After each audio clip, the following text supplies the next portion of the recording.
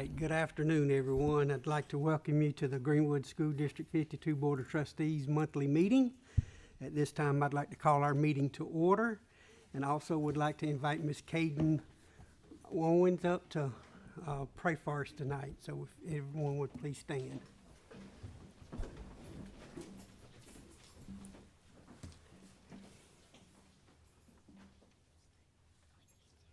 Would you please bow your heads?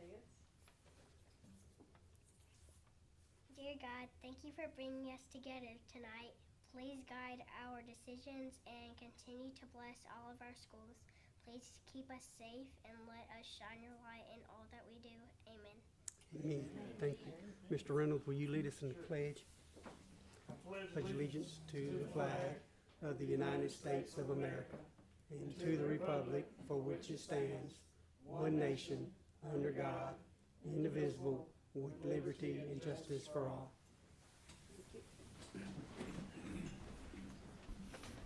Okay, at this time, we've got our agenda in front of us. We need to affirm our agenda for tonight.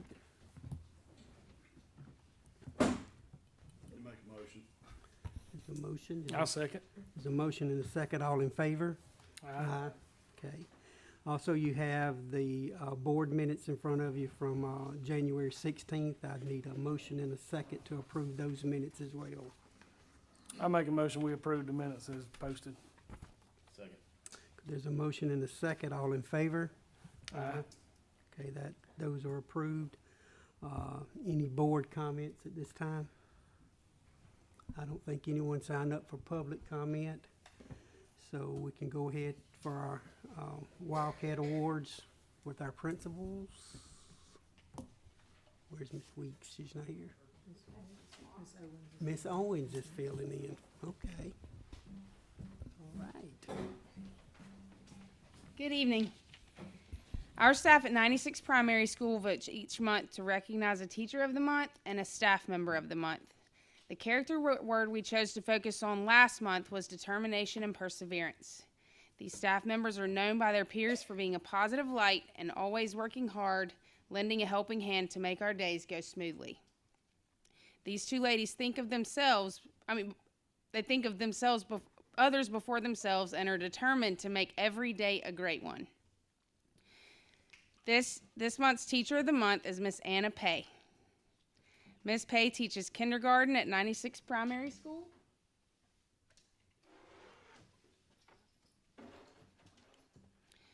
Ms. Pay is an exceptional teacher who strives each day to make sure her students are succeeding in the classroom. Ms. Pay always does what is best for her students and cares deeply for each student in her classroom. Ms. Pay is an active learner who is always seeking knowledge to better her students. Ms. Pay's calm and loving demeanor is a blessing to her students and creates a nurturing environment for her class. We are all appreciative of all that Ms. Pay does for our students at 96 Primary.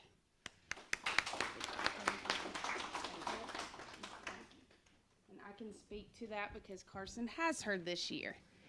Oh, she's a great teacher. So, our staff member of the month is Miss Lisa Moon.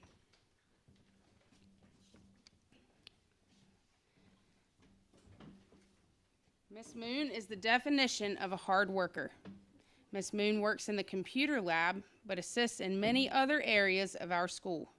She helps in classrooms, works individually with students who need extra support, provides assistance to teachers when needed, and is always willing to jump in and help whenever she sees a need. It always seems that when I need 2 extra hands, she's there to provide help, right when we need it. We are so very thankful and appreciative of all that Miss Moon does for 96 Primary.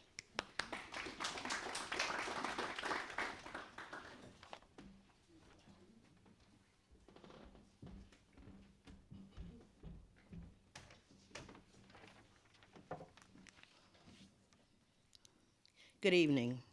At 96 Elementary, we have adopted life traits that coincide with the profile of a South Carolina graduate.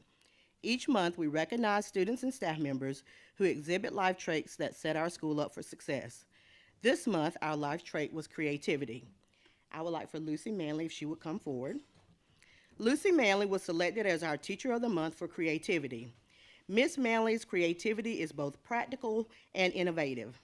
With such a demanding schedule as our only multilingual language teacher in the district, she creates a schedules and lessons that best serve all of our students. You can witness on a daily basis the positive relationships she has built with her students, families, and colleagues.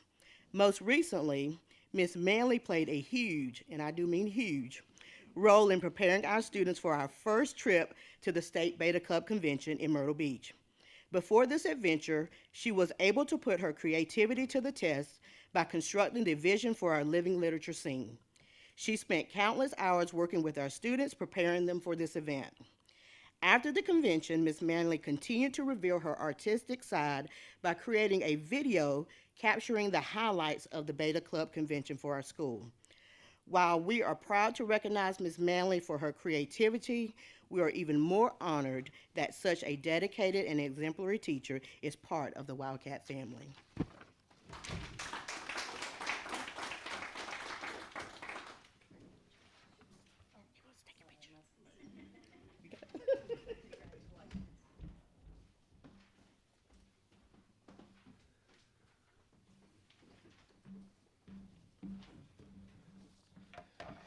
Good evening. It's good to be walking to the front instead of just standing up in the back this month. I went a little bit different route this month, and our teacher of the month is actually a retired teacher that's been helping us out. This is Miss Cindy Price. Miss Price. Miss Price is going to lose my phone number after Friday. I only had a short time of working with Miss Price on a full-time basis before she retired after 30 years of teaching. But I think that every year since she has retired, she has done a long-term sub in my building every single year.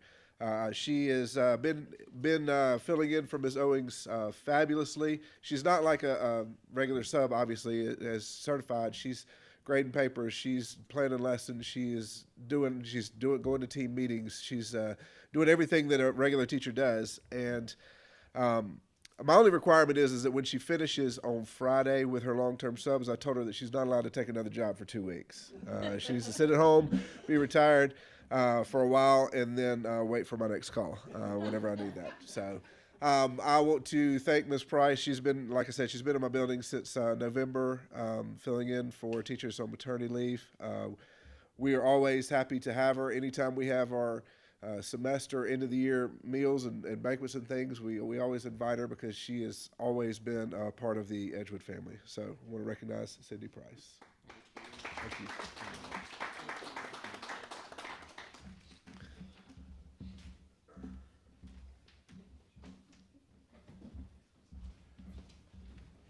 All right, good evening. We have two tonight. Of course, they're not here tonight, but our staff, support staff of the month is Mr. Jaquan Loudon. This is probably the second or third time he's won this. The kids love him. The teachers love him.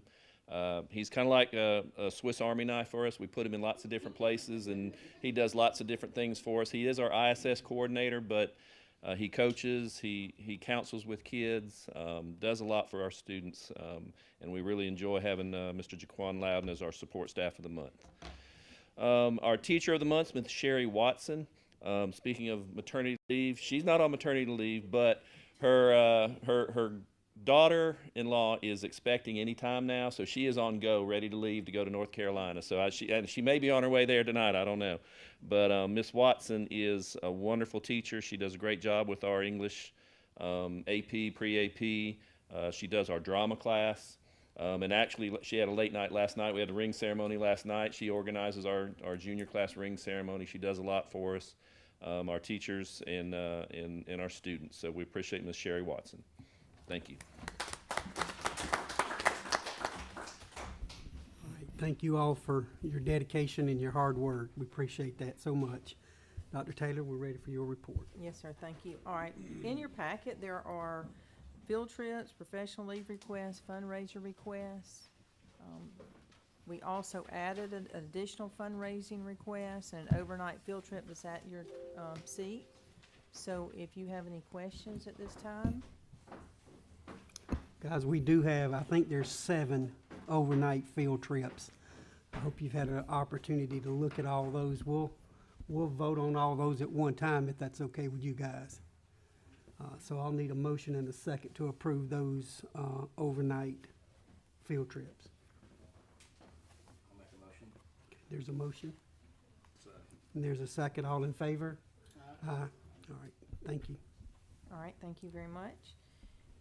There's a parenting report in your packet, if you have a chance to look at that. If you have any questions about that. I don't think we're good. Okay, all right, thank you. And now, on a topic that we're interested in and excited about is the naming of the old 96 school site. So, Mr. Graves got a group of us together and formed a committee and then provided,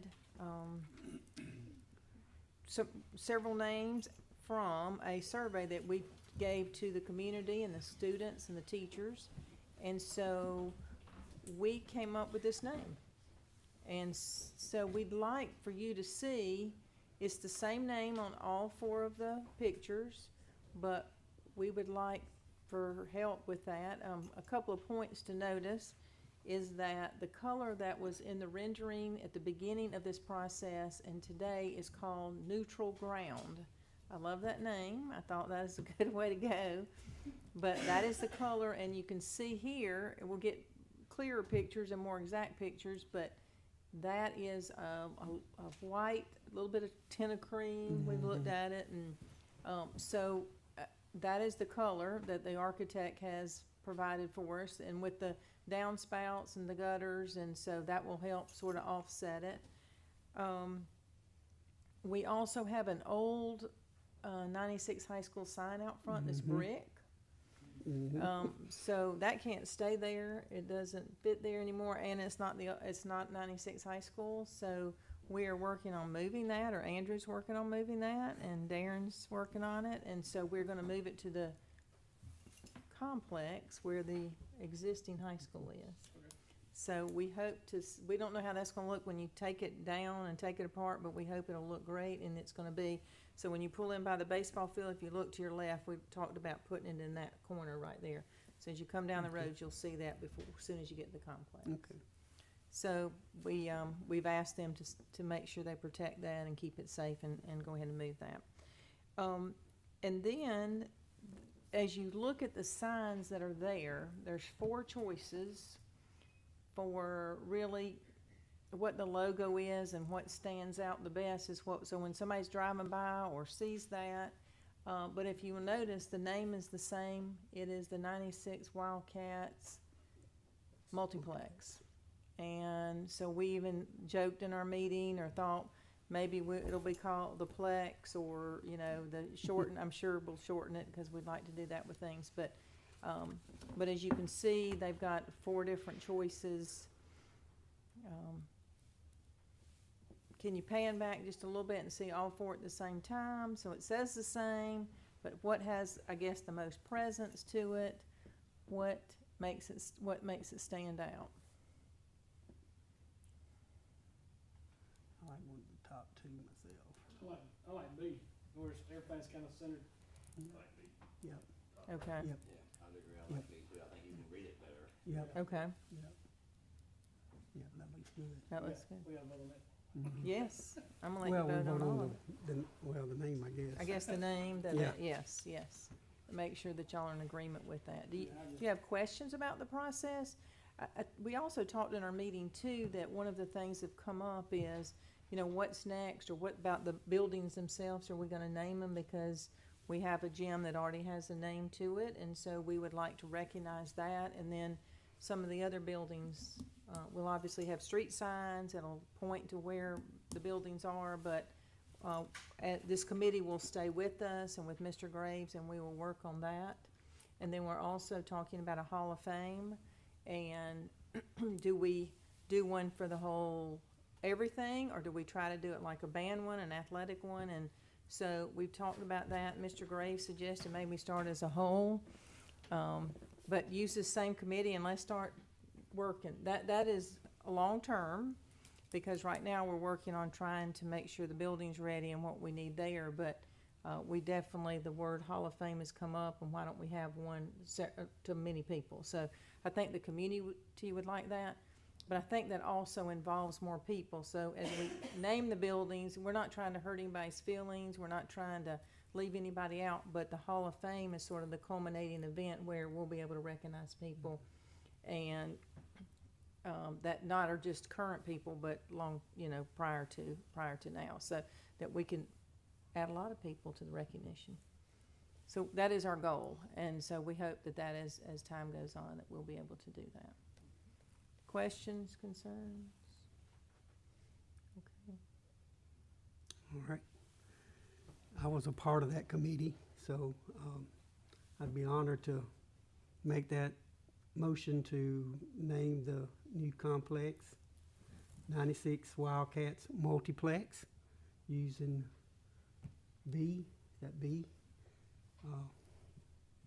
layout for our new complex. That's a motion. I'll just need a second and we'll vote. I'll second it. Okay, there's a motion and a second. All in favor? Aye. Sounds good. Okay, thank y'all. That's exciting. Good. So now we got a multiplex. Yeah, we have a Or the plex. Right, that looks good. Well, thank y'all very much for that. The Director of Safety, Mr. Budrow, is not here, and so he asked that we just look at the report if you've got any questions or concerns.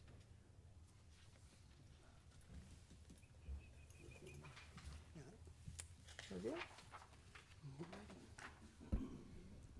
Yep. All right, Dr. Dr. Paul. Spadero. I done got y'all, you done got me all messed up. Good evening, Dr. Taylor, members of the board. I'm going to be talking to you about our formative interim assessment called iReady. And this is a proviso that we have to do. So the State Department makes us administer a formative interim assessment. And basically, they want the data on how our students are performing on this assessment. And it's a formative assessment, so what it does, it informs instruction. It tells us the strengths and weaknesses of our students, and what are we doing well in reading and math, and what are the things we need to work on as well. And we had a choice. So the State Department gives us 5 choices on the interim assessment. And we used to do MAP here a few years ago, if you remember MAP assessments, the measures of academic progress. But then we changed to iReady because we felt like MAP just gave us a score. We took the test, and then that was it. We were done with MAP. Whereas iReady, we get a score, we get a placement of where the student is, and then it creates a learning path for the student. And it basically diagnoses gaps in the student's learning. And algorithms are used to figure out what holes we need to fill when that child takes that diagnostic. iReady also is produces a universal screening for us as well, and that is a law as well. South Carolina has state legislation in place that governs on how students are screened for MTSS, that's multi-tiered systems of support. So if we have a struggling student, what are we doing for that student to make sure they're reading on grade level? And iReady also is a dyslexia screener as well. So instead of purchasing another program, we get basically 2 assessments in one when they take iReady. We take care of the interim assessment that's under a proviso, and then we take care of the dyslexia and the MTSS screener, which is under legislation as well. So iReady is the whole kit and caboodle. And it also plays into our instructional framework. You've seen this slide before, the core 4 of personalized and blended learning. This is our framework that we like the teachers to use in their classrooms. We have goal setting with iReady. We set goals on their winter and spring diagnostic assessments. From that, we target that instruction from the data we get from iReady. Teachers can also create collaboration and creation stations as well with students working together.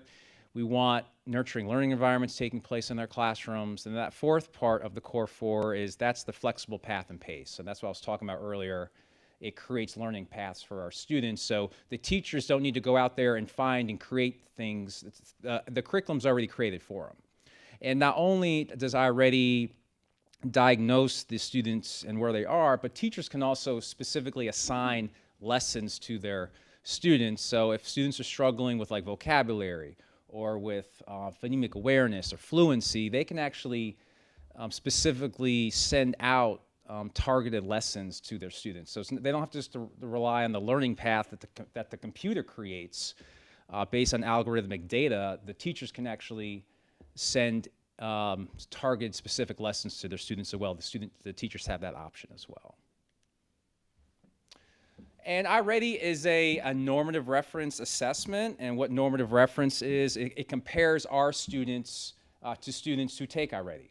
It's an adaptive assessment, so we also can compare our students to students in South Carolina and to students across the nation. And you can see here, this is our primary school data in reading. You can see kindergarten first and second. You can see how we compare with the state that takes iReady reading and the nation as well.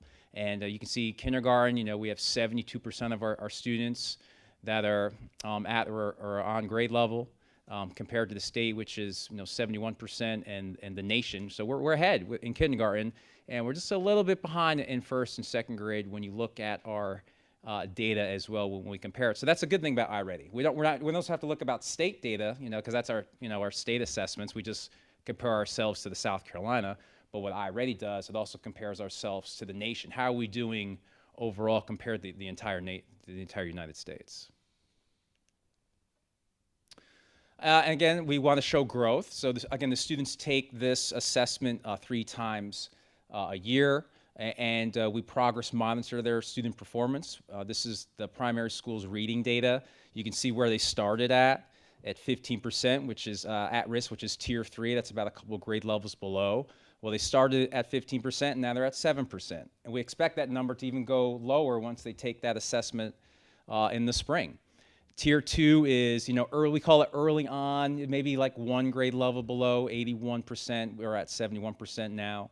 And then the goal is we want 100% in Tier 1, right? We want everyone to be on grade level. Well, again, it's only the winter. So we still got, we got February, March, April, May. We still have 4 more months to get these numbers up. So, but we look at growth. We want to see growth. And if we're not heading in the right direction, then we really got to back up and punt as a instructional department and see where the holes are and how we can fill those holes in moving forward. Peeling the onion even more, digging into the data. Well, we look at placement data. We look at strand data. What are we doing well in? Where's the hole? Is it phonics? Is it those foundational reading skills that the students need? Is it vocabulary? Is it literary text? Is it informational text? And iReady gives us this data, so we can really pinpoint. What are our students doing well in second grade reading? Phonological awareness, they're doing well. There's not much red in there. Phonics is getting there. And what do we need to improve on? Informational text. So the teacher can be like, oh, so informational text is a weakness. I'm probably going to roll out more informational text resources, or I can send my students informational text lessons through their iReady learning path. And that's how we can target that instruction from our instructional framework. We do have district expectations for iReady, and these are our expectations.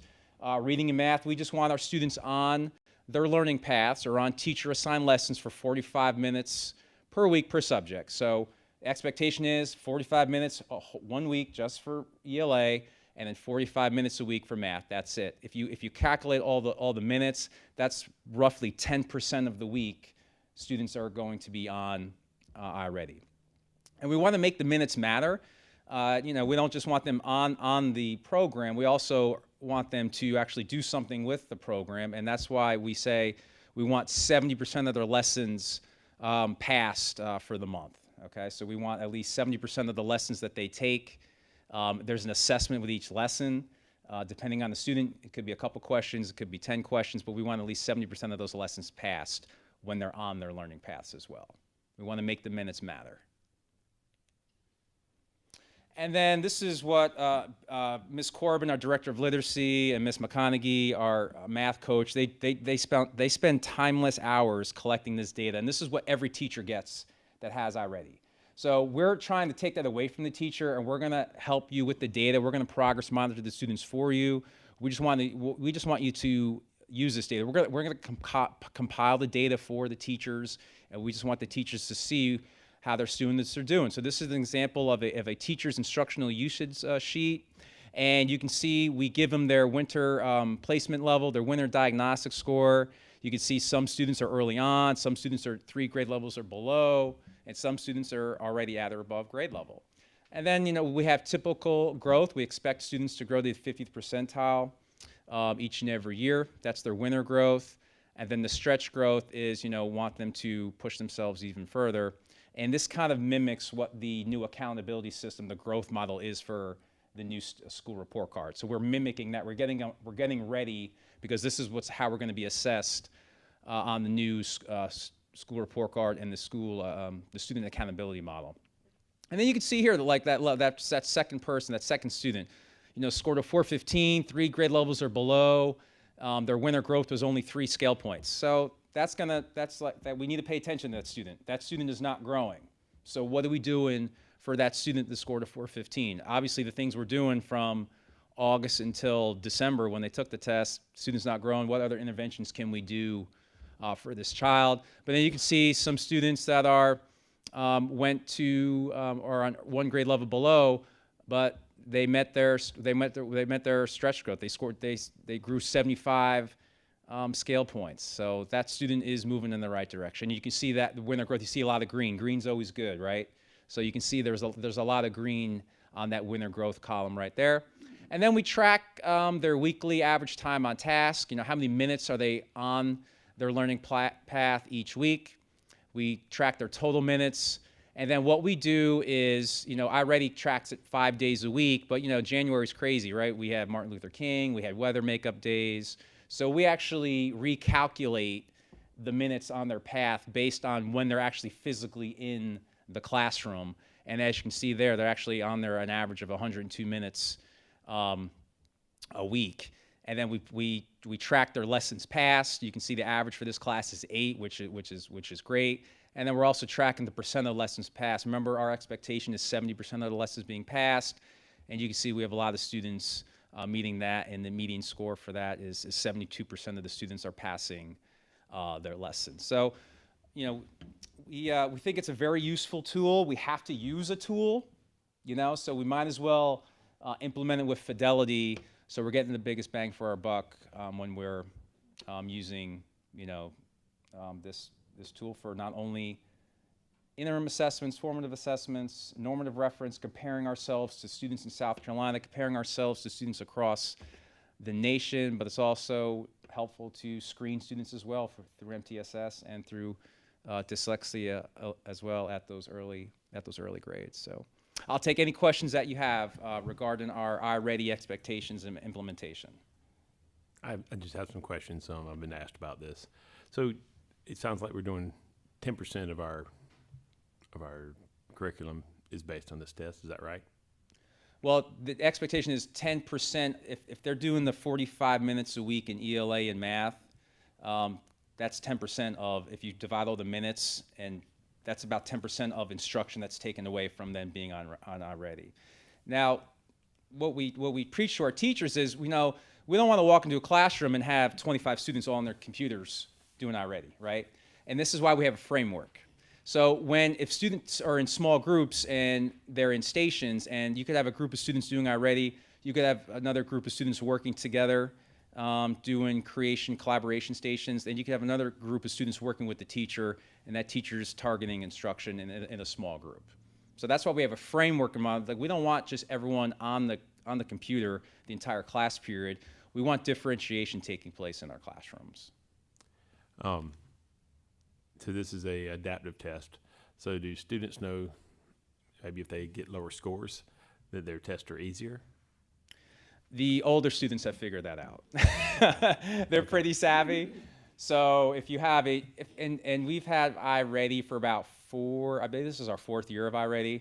So students have been used to the assessments, they're used to their learning path, so they kind of know, well, if I don't do so hot on this diagnostic, I'm going to get a lot of easier lessons, and I don't have to work as hard. Yeah. you know. How do we prevent that?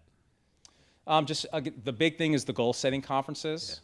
We have goals for them to meet. And just as important is like, we want to know, you know, what you know, because if you're not being honest and truthful with the assessment, we can't really help you. If you're Right. smarter than what you're portraying and you're doing, you know, kindergarten lessons and you're in 6th grade, well, that's a waste of everyone's time. Now, we can change their learning paths. We can manually change it from like a kindergarten level to a 4th grade level. If the teacher's adamant, like, listen, I know Johnny is not supposed to be spelling out bat and cat in 6th grade, right? Johnny needs some more rigor. So they'll reach out to Becky, and they'll reach out to Michelle, and just like, hey, we need these learning paths adjusted, and they can do that. Just 2 more things.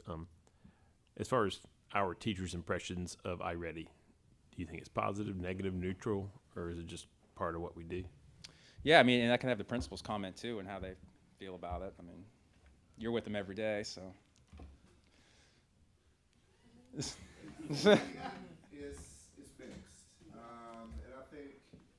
I think their kind of reflection is the student's reflection. Sometimes it's at the middle school anyway. It's, you know, middle schoolers are hard to motivate anything anyway. You can give $50 bills out to them if they did it, and they'd ask for $100 bills. I mean, it's just the nature of middle schoolers. So the teachers don't mind as far as having that. They got over that part of it's taking up too much class time because they do see the benefit of it, because it is an individualized path, and you know it's tough to teach 8th grade math if your 8th grader is on 5th grade level, and so 10% of their instruction is on a 5th grade level to where whatever they're learning there could actually benefit them to what they're trying to teach in class. So it is very beneficial as far as that's concerned.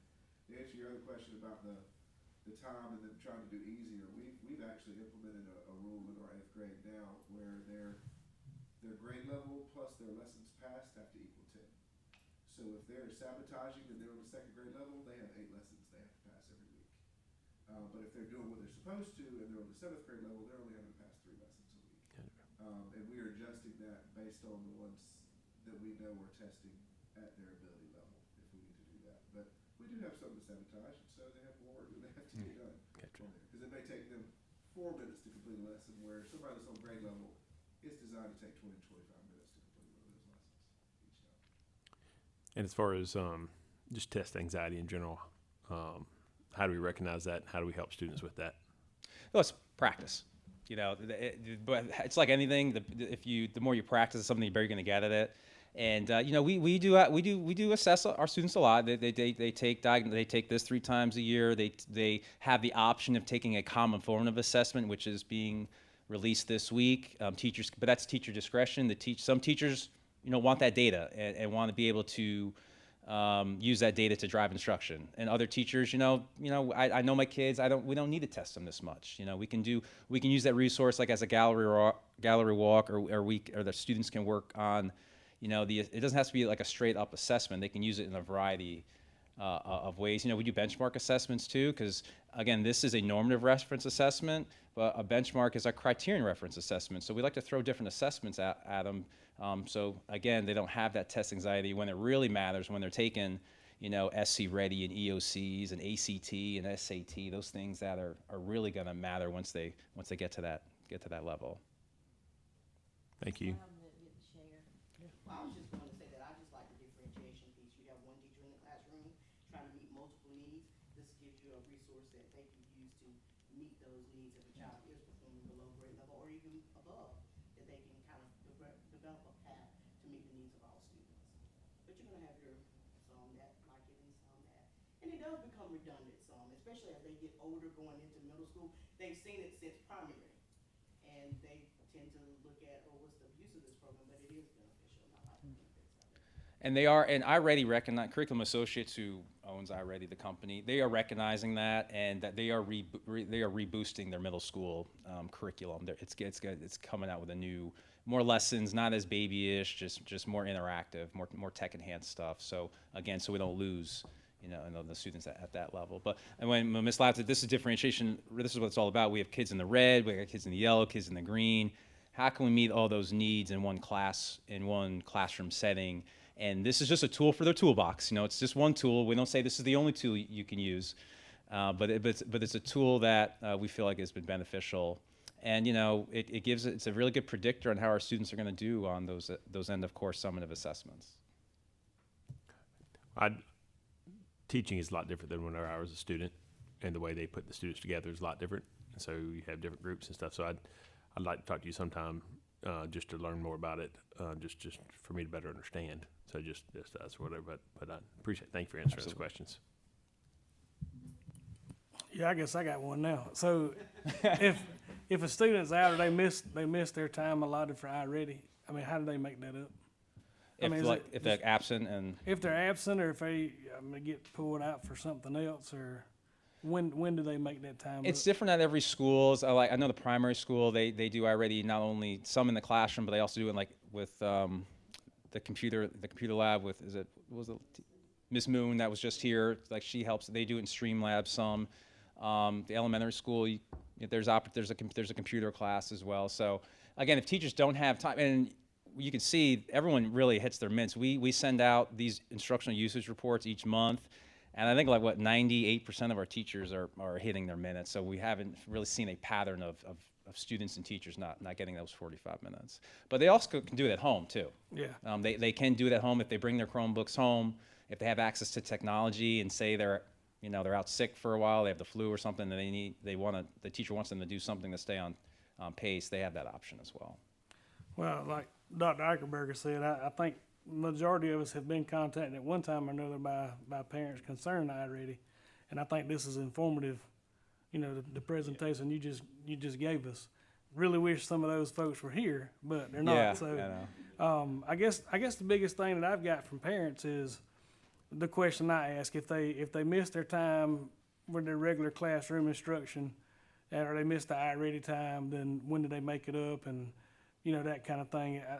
I guess the biggest concern is they don't want their child to miss out on something else because they're having to make up the iReady. I think that's the biggest thing. And of course, the emphasis they put on the testing and stuff. Yeah. Principal, you can come. I mean, I don't think anybody's missing out on related arts or anything like that, or. No, I was just going to say that during my related arts time, in my computer lab, I try to give them half of that time to do reading and half of the time to do math, because if 45 minutes is what's required for the week, that cuts it down from when they're actually in the regular classroom, which allows them to be able to meet that goal. I was just gonna say that if Ms. Autumn's my ELA teacher, and she does it already on Mondays, and you're out of school on Monday, so you didn't get the time in class. I mean, we've got plenty of opportunities throughout the week to make that up, and if they have a grade and they haven't finished it, all the teachers have opportunities that you can go back and you can make that up. Even a week prior, 2 weeks prior, we sent Chromebooks home over the first intercession for kids to make up already time to get in there, that we can go back and we can add back to their grade. But a lot of them use it as too as if you finish an assignment early in class, or you finish a test early in class, then you can start on your path. You can go ahead and start getting minutes in on that too as well. They have a lot of opportunities to use that. And again, we preface this.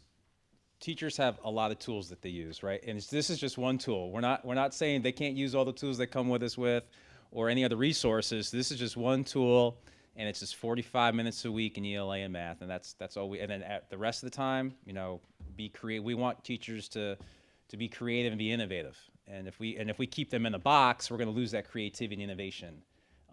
Because we have so many talented teachers in this district, we want them to maximize that as well.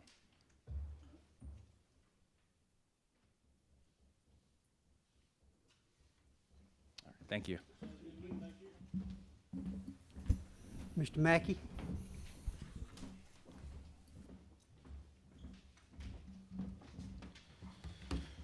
Good evening, everyone. January was a pretty quiet month on the finance side of things. Nothing really unusual or out of the ordinary to talk about. At the moment, as of January 31st, our revenue was $6.1 million. Our expenses were $7.9 million. But that does not include our January tax reports yet. We'll get those in a couple days. January is our big month for local tax revenue. We'll get, being really conservative here, at least $3 million in tax revenue in January. So that revenue number, once I get those reports and and get it all finalized, that number is going to jump well above 9 million, which falls in line with exactly where we've been the last couple years. We got our 45-day count, so our state allocation, we get our original budget, and then after the 45-day student count, they adjust it so it could go up or it could go down. They adjust it again at 135 based on the new funding formula. So we just, even though the 45-day count was, 3 months ago, the state finally updated our allocations. Based on that allocation, we're a little bit over where we budgeted, which is good. And then when I annualize our expenses throughout the rest of the year, we're coming in a little bit under budget on our expenses. So those are the two positive variances you want. So financially, we're in a really good place right now. Dr. Spadero can blow that out of the water any minute. But at the moment, we're in good shape. And like I said, nothing out of the ordinary through January. So any questions on the finance side of it? Okay. Moving on down the list to the capital projects. So the big one, Old High School. We had a meeting with the contractor and the architect today to get updated on that progress. It's overwhelmingly positive to this point. They've really had no serious issues. They have sort of started to plant a couple seeds of potential problems, rain being one. I think they said they got almost 3 inches of rain yesterday on top of 5 a couple weeks ago, on top of 2 before that. So they're starting to sort of say rain is becoming an issue. It's not yet, but again, they mention that, straight away all the time. And then there's the electrical switchgear, which ever since COVID has been an issue with every single job, getting that switchgear in. The delivery date at the moment is like right, to the cutoff time of getting the job done on schedule. So they're perpetually monitoring that and are, going back and forth to try to get that updated. So here in the next month will be decision time on what we do about that. And so, in a couple weeks when we have a meeting again, we'll get the update. But at the moment, we're still in good shape. So demolition is done, save for some minor cleanup. By the end of the month, all the masonry, all the new brick walls on the interior will be complete. Structural steel will be in place. So you'll really be able to see the footprint of what the new spaces will look like. Roofs are going on now. Lloyd Roofing, local companies doing all the roofs, which is good. So if there's ever issues down the road, they can come out and fix them. The turf contractor will be out in March to start working on the practice athletic field. But again, like I said at the beginning, they've been super pleased with the progress and where they're at. So I know there's a couple alarming things out there, but it's been a really positive project to this point. Some of the other things we got going on, cabinets got installed last week, right, fully? And then the parking lot expansion, architects working on that now. We had went back and forth a little bit today talking about that. That should be done by the start of school next year, if not earlier. So that's just going through the red tape on that as well. I also included a couple artist renderings of the interior of a couple spaces. I hope they printed well for you guys. This is the band room and then the large band rehearsal space. That's sort of the old cafeteria. Yes, the old cafeteria. And that's some of the yeah. And that's some of the floor finishings we've picked out. The one room is luxury vinyl tile, LVT tile. And then the other room's carpet. So that sort of gives you an idea of what about what it'll look like once it's all said and done. Mr. Vickery, okay with those floorings? Mr. Vickery was consulted throughout, so yes. Yes, yes. I made sure when we were going through that, I sent yes. So Mr. Vickery has seen these pictures, and he's happy with them, so. Are any other questions on capital projects? Yeah. They said anytime we want to come over there, they will, if it's not too muddy, we can walk through it. And if it is muddy, they have a little, little gator that can drive us around. So yeah, anytime you guys want to come by, just reach out to myself or Dr. Taylor, and we'll get it scheduled. Hard hats are required, which they have. Oh yeah, that's right. Duh. Yeah. So yeah, but yeah, anytime you guys want to walk through it, they're super accommodating. So just let me know. All right. Thanks, guys. All right, Ms. Anderson with policies.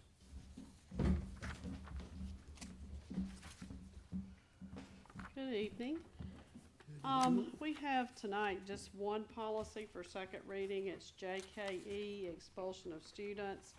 The difference between the current policy and the new policy is the addition of students may be expelled when the presence of the student is deemed detrimental to the best interest of the school.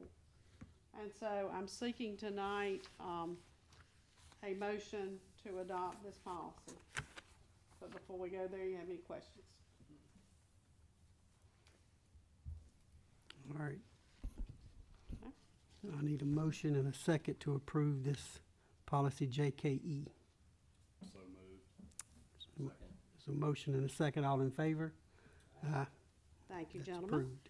And on to personnel. Mr. On to Jackson? personnel. On forward. We have had some really good luck getting a lot of good applicants to some of the jobs that we have had open. So tonight, I bring you candidate A and candidate B. We would like to hire both of these individuals for the 24-25 school year. And so I'm seeking a motion for candidate A and candidate B. Okay, you all have those. One was on our desk when we got here. So if you need a minute to look at that one, but we can approve both of these at the same time. So I'll need a motion and a second to approve candidate A and candidate B, if that's the wishes of the board. Motion that we approve candidate A and candidate B. So. Okay, there's a motion and a second. All in favor? Aye. Thank you, gentlemen. They have approved Miss Laura Christie Austin as a speech pathologist, and this person will probably likely serve a variety of schools. We're extremely happy to hire Miss Austin. Before her hire, we have had virtual speech for several years and have been looking every year for quite some time for a face-to-face speech teacher. So we're very excited about Miss Austin coming to join us. Also, the board has approved the hiring of Courtney Moon Coffee, and I say Moon so you'll know who she is. Lisa Moon that was here tonight. This is her daughter, and we will be placing Courtney in Edgewood Middle School as a 7th grade mathematics teacher, and we're very fortunate to have a middle school certified applicant in math. That's a real hard find. So I want you to just kind of hang with me as we go through the next meeting. We do have a lot going on. We are currently doing interviews for 2 special education positions. We have quite a number of applicants, and I hope to bring back to you recommendations for those 2 sped ed applicants at the next meeting. Mr. Schoolfield is actively working on the middle school English language arts position. He's got probably 2 or 3 pretty good candidates to look at there, and that in itself is a tall order because anything with middle school certification is really tough, and sped ed too, so we've been very fortunate. Miss Loudon is working on an RTI position that she's got. Miss Weeks, who is not here, is starting interviews next week for the bookkeeper secretary position, And we have a bus driver with no lead on a bus driver position. So if you know anybody that's got a CDL, Class B or Class A, I'll take either one, and we'll train them and see if we can get them in that position. And so that's what we have presently going on. So the goal is to, by March meeting, get all of this squared away. And then I'll also be bringing you administrative hires for next year in March and teacher contract hires in March. Contracts go out in April. So next month will be a huge personnel approval piece that's going on. But after contracts go out, teachers have until May the 10th to sign or decline or do what they want to do with their contract to get out of it. But we would like to have all of this in place this first round so that we can deal with that last round. And I'm going to tell you that after April, it's very hard to find anybody that's out there. So 96 is truly blessed to have the number of applicants and the interest that we have. And that speaks volumes for the principals in these schools and how they run their schools and what they do on a daily basis, and for the staff who can attract some of these people through word of mouth and that kind of thing. So we're really excited about those kinds of things that are going on in personnel. So any questions about hiring and personnel and where we're going with that? Thank you very much. Thank you. Anything else, guys? If not, I'll entertain a motion to adjourn. There's a motion. Is there a second? There's a second. All in favor? Aye. Thank you, guys. Thank y'all for coming.